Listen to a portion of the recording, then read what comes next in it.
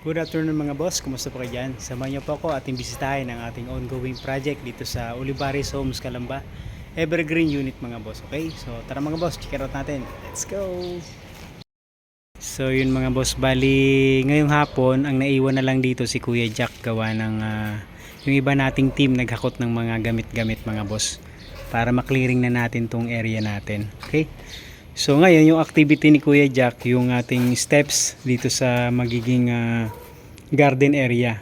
Okay? So ito mga boss, yung go through nito papunta dun sa lanay. Okay, lanay area. So yung ginamit natin ditong tiles 30 by 60. Pero yung original yan mga boss, 60 by 60 siya. So same nito. Walang available dito sa supplier natin na 30 by 60. So ginawa natin, kinat na lang ni Kuya Jack yung 60 by 60. Ito po yun yung tiles na mga boss. So kukulangin pa tayo gawa ng meron pa tayo dito siruho yung sa may downspout. So hindi pa natin magawa-gawa gawa ng wala pang available na materyales yung admin. Okay, so check natin dito sa likod.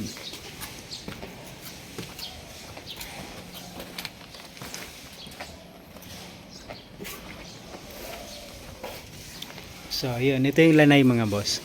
So, for the meantime, ganito lang muna siya. Pero, in the future plan mga boss, meron tong roof. Okay? So, abangan nyo to mga boss. Yung roof nito ay polycarbonate. Okay? So, lalagyan natin siya ng trellis para mas maganda, mas madating yung pormahan niya mga boss. Okay? Abangan nyo yan.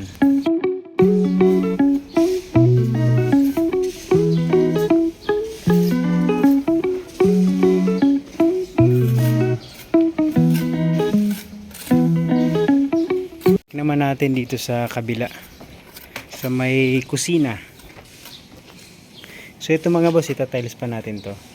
So try natin bukas ma-tiles ni Kuya Jack. So ito naman yung sa kusina mga boss. From garage, so pupunta ka ng kusina, syempre meron tayong steps pa rin, okay? So yan, mas maganda naka Bermuda grass siya o kaya yung carbo grass, okay? So ito mga boss, itatiles din tong steps na to. So ngayon, mapapansin nyo, hindi pa natatapos to. Kasi wala pang dumarating na supply si admin regarding dito sa ating magiging hamba at saka pinto. Okay? Kaya hindi pa matapos-tapos yung tiles natin dito at saka to. Okay? Antay natin sila. So ngayon, ayan, almost complete na. So tiles, electrical, okay, meron ng mga abang, hood range, meron na rin, outlet, tsaka yung exhaust nung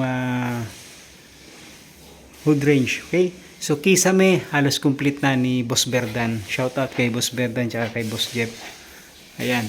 So antayin na lang natin yung ating tropa, yung pintor, yung magkapatid mga boss. So storage, almost complete na. Alright. So, kunting linis, kunting grout na lang. Antayin natin to. Okay? So, yung loob, yan, halos retouching na lang din. So, almost 85% na tayo dito mga boss. So, antayin na lang natin yung admin na sila naman yung gumalaw dito mga boss. Kagaya nito mga boss. Ayan. Okay, wala pa. So, antayin natin sila. Right?